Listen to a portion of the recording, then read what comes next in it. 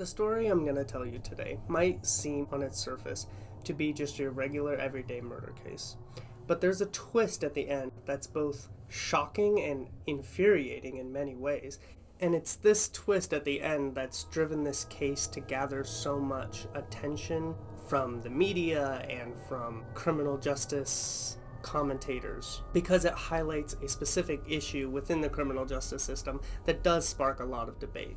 The point of this video is not to spark debate. I think it's important to tell a story from start to finish chronologically so we can get the entire picture instead of focusing in on one specific aspect. So I'm going to save that specific aspect of the crime for the end so we can look at and try to get the best sense we can of what happened.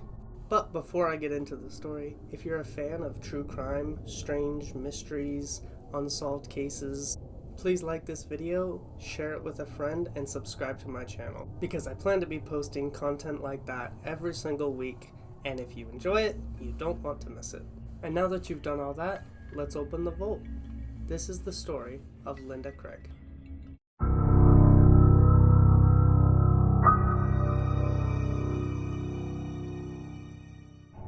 So the thing to know about Linda is she was this happy young woman who was very full of life and was always smiling.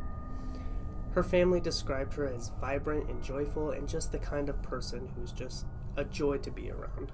She was the mother of 3 children and was married to the love of her life, Arthur Craig. They all lived in a small, quiet town called Claymont in the state of Delaware.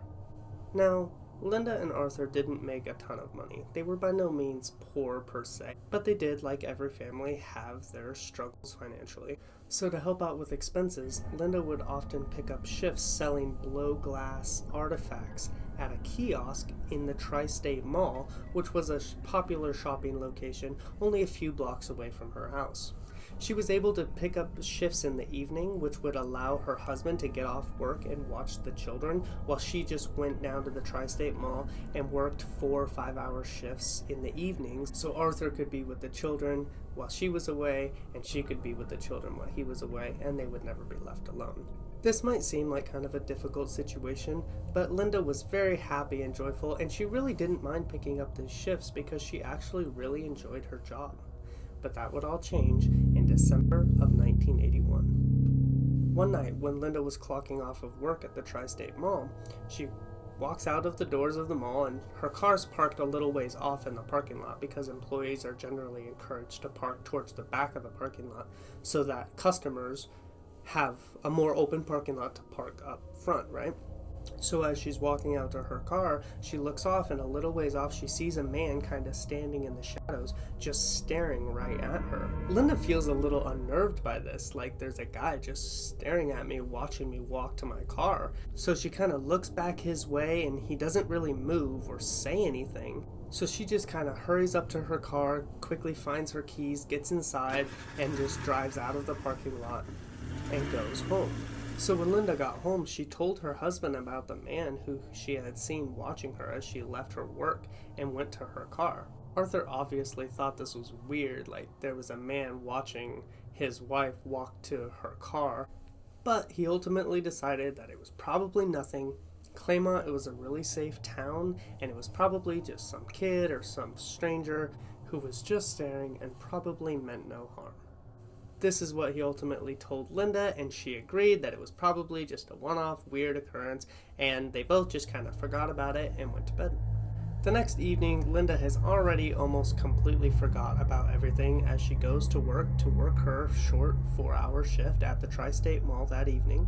But once again, as she clocks off and walks out of the parking lot, she sees the man just a little ways off in the distance, and he's clearly staring at her. As Linda walked further out into the parking lot towards her car, it kind of looked like the man started to weave in and out of the cars like he was loosely following her, but didn't want her to know that he was loosely following her. This actually annoyed Linda, and she just turned around and looked at him and said, "Hello, can I help you?" And the man just froze. He didn't want anything to do with it. He just turned around and just walked away. Pretending that he had not been following her, looking at her, he just bolted. Linda once again thought this was weird, but ultimately she just got in her car and drove home. She told Arthur once again about this second encounter, and this kind of confirmed for Arthur that it was probably just some kid being immature, and she had probably scared him off. The next day while Linda was at work, she even told a couple of her co-workers, like, yeah, there was this guy who seems like he's just been watching me as I walk out the building to my car every evening. It's kind of strange. Her co-workers, just like Arthur, thought like, yeah, that's super weird, I wonder what that is, but they ultimately decide it's probably no big deal. And this was kind of confirmed by the fact that when Linda got off work that evening and walked out of the Tri-State Mall, she kind of looked out into the parking lot and she didn't see anyone. It really did look like it had just been some kid and she probably had scared him away. So, because it was cold and snowing that night, Linda put on her big, nice, thick winter jacket, zipped it up, and began walking out into the parking lot towards her car to go home. When she gets to her car, she stops for a second and looks down into her purse and kind of fumbles looking for her keys for a few seconds. And as she's looking down, she feels a man come up behind her and put a knife to her back. Linda immediately freezes and the man says, "Don't make any noise. Do exactly what I tell you or I'm going to kill you right here." Linda was terrified and she didn't know what to do, so she just did what the man said. And he told her to get into her own car, and he went around and got in the passenger seat and he wanted her to drive.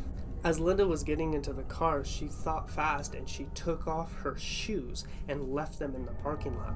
That way, if something happened to her, investigators or somebody looking for her would find her shoes and realize that she did not just go off on her own, because who would leave their shoes on a winter night? And after she did this, she got in the car and began driving. As the two drove together, Linda pleaded with the man and she said, "Listen, you can have whatever you want. You can have money, jewelry, anything you want. Just please let me go. Please let me go home and see my children." But the man in the other seat had already decided he didn't want money, he didn't want jewelry, he wanted Linda. He took her to a secluded location where he finally said, "Okay, stop." Once they were out of the car, the man just grabbed Linda and began assaulting her viciously. Linda tried to turn and scream and yell and try to get away from him, but he was just too strong for her. And not only this, but he was still carrying his knife, so as she fought and pushed and tried to get away from him, she ended up cutting herself multiple times. The man threw her on the ground and got on top of her, and then he brandished his knife and began using it to slash away at her flesh and at her clothes, trying to cut her clothes off of her so he could get at her. Linda at this point was screaming hysterically, but there was nobody around who could hear her. And this strange man, who she had no connection to, had no idea who this man was, eventually did overpower her, and he assaulted her for several minutes. When he was finished, Linda hoped he would just let her go at that point. She was already a bloody mess from all of the wounds she had sustained, both defensively and offensively when the man had attacked her, but she was still very much alive. But the man on top of her had other plans. He reached for his knife one more time, and it was at that moment that Linda knew she was going to die. He just continued to hold her down. He took one look directly into her eyes, and then he plunged the knife directly into her chest. As soon as the knife went in, Linda's back arched and she let out this viral scream of utter pain and desperation. It was clear that the man had missed her heart, which must have been his intended target. But no matter, he just continued to hold her down and then began to plunge the knife repeatedly into her chest until eventually Linda stopped moving. After the man was satisfied that Linda really was dead, he just picked up her body along with her other clothes that was still lying around on the ground and carried them back up and put them in Linda's car. Then he drove a few miles down the road to a nearby church, drove around to the back of the church, parked the car, and proceeded to unload Linda's body. He unloaded her body and just threw it kind of behind the church, out of general sight of the road, but not really well hidden. He knew the body would be found eventually. Then he drove out, left the church parking lot and then abandoned Linda's car a few miles down the road from the church. I guess he thought maybe he was obscuring the crime scene from having a murder scene over here, a body over here, and a car over here, but the three sites were very close together and it wouldn't be difficult for police to piece this kind of thing together. In the meantime, however, Arthur was at home anxiously waiting for Linda to come home from her shift at the Tri-State Mall. They only lived a couple minutes away from where Linda worked, so he knew that once she got off of her shift, it was only a few minutes before she would be home. When Linda was a couple minutes late, Arthur started to get worried, thinking at any minute Linda's just gonna walk right through that door. But after Linda was a full half hour late, Arthur was starting to get nervous because he had that thought in the back of his mind, like, there's been this guy, Linda said, he's been watching her as she leaves work, and now she's showing up late. So out of extreme caution, even though she's only been gone for a short amount of time, Arthur calls the police. He tells the police the situation and says, look, I know she's only been gone for a short amount of time, but I think there might be a chance that foul play is involved because she's been having this issue with a potential stalker in the last few days. So the very first thing that police do is they go to the Tri-State Mall to see if they can find Linda or to find Linda's car. Of course, they do not find Linda's car, but what they do find are Linda's shoes, which are still in the parking lot at that time. So the police lose no time in putting out an all points bulletin for Linda's car, which was a yellow 1977 Chrysler Cordoba. It only took the police a few hours to find Linda's car, which was abandoned on the side of a road just a few miles away from the church. And tragically, the next morning, Linda's body would be found outside that church where the killer had left her. So while this crime was incredibly brutal and horrifying, there was one sliver of good news, which was the fact that this killer did seem very unorganized, very unintelligent, and rather sloppy. The police found an enormous amount of evidence, both at the crime scene, in the car, and on Linda's body. On Linda's body, they were able to find multiple signatures of the killer's DNA because Linda had actually scratched her attacker multiple times and gotten some of his skin cells underneath her fingernails. Not only this, but they had other biological materials, including the killer's blood samples, saliva, sweat, and of course the killer's sperm samples, which were found on Linda's body as well. Not only this, but the killer had left the gloves that he used to actually abduct Linda and carry out this crime. He had left those gloves in the car when he abandoned the car, so the police had that as well. As tragic as this case was, it did seem like it would be relatively easy to figure out who had done it once they matched the DNA samples they had found on the crime scene to a suspect in their investigation. Arthur and his children and the rest of Linda's family were devastated when they heard the news of what had happened to Linda. Claymont, Delaware was a very small town and nothing like this had ever happened to anybody's knowledge, and it was inciting a lot of fear not only in the family but in the community. Like, how could something so terrible have happened in this town of all places? And because the details of this case were so horrific, the police were very anxious to solve this case quickly because it was so terrible and it was gaining a lot of media attention. Luckily, the police were able to gain some traction in this case pretty early on. Only 4 days after Linda's body had been discovered, the local police pulled over a man named Nicholas for a regular traffic violation. Now, Nicholas was admittedly a pretty hot-headed person, and he ended up saying some things to this officer that made the officer upset, and ultimately a physical confrontation ensued between Nicholas and this officer. As soon as this happened, the officer immediately arrested Nicholas and took him to the local jail and charged him with the attempted murder of a police officer. When they were back at the police station, the police interviewed Nicholas about why he had become so aggressive with the officer, and Nicholas was very apologetic, and he realized he had screwed up in a major way, and he said, listen, I can give you information about a case you might be interested in if in exchange you can give me a lighter sentence for this crime. The police were interested and they said, okay, what do you know? And Nicholas told them, I have information about a murder that happened in this area recently. and he was talking about the murder of Linda Craig. The police were very anxious to solve the murder of Linda Craig, so they told Nicholas, if you can give us good information that will help us solve Linda's murder, we will recommend a lighter sentence for this original crime. So Nicholas said, okay, here's what I know. So Nicholas went on to tell the police how he actually knew who had killed Linda. He told them that one of his buddies named Jimmy had told him recently that he had actually assaulted and murdered a woman recently, and that they should go talk to him. So police go out and they track down Jimmy and they question him about these alleged murders. Jimmy was appalled that he was being accused of something like this, and he told the police, like, no, I have nothing to do with any murders ever. I don't even know what you're talking about. And the police asked Jimmy what he had been doing on the night that Linda was killed. Now, Jimmy was able to provide a very solid alibi for the night that Linda had been killed, which eventually ruled Jimmy out as a suspect. But while he was being interviewed, he told investigators, oh, it was Nicholas who told you that I did all of these things? Well, if you already have Nicholas in custody, maybe you should take a stronger look at him, because this actually sounds like something he might be capable of doing. And Nicholas was already under arrest for the attempted murder of a police officer, so the police already had this feeling about Nicholas and thought that he definitely was a violent person and agreed that this probably was something that he could do. So the police go back to the jail and begin to interrogate Nicholas as a potential suspect for the murder of Linda Craig.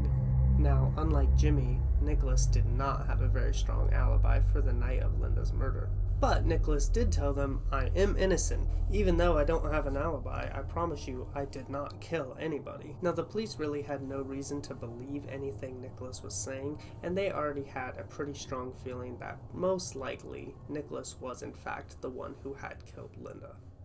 At some point during the hours of interrogating that the police put Nicholas through, they asked him, did you mean to kill Linda? And Nicholas replied and said, I didn't mean to kill anybody. Now, clearly Nicholas should have been exercising his right to remain silent, because as soon as he said that, the police took that as a murder confession and he was officially charged with the murder of Linda Craig. While Nicholas was incarcerated awaiting the trial for Linda's murder, he began to talk to some of his jailhouse inmates just about life and what they did and what they were ultimately in jail for. At a certain point, one of Nicholas's cellmates told the guards that he had information for the police. He told the police that while they were incarcerated, Nicholas had actually given him a full confession of how he had killed Linda. The police asked him if he would be willing to testify about this alleged confession, and the man said, in exchange for a lighter sentence, he would testify. Now, it's not uncommon at all for the police to grant leniency in exchange for testimony, and because Linda's case was such a high-profile case and they really wanted to get it closed quickly, the police agreed. So Nicholas ultimately went on trial for 2 crimes.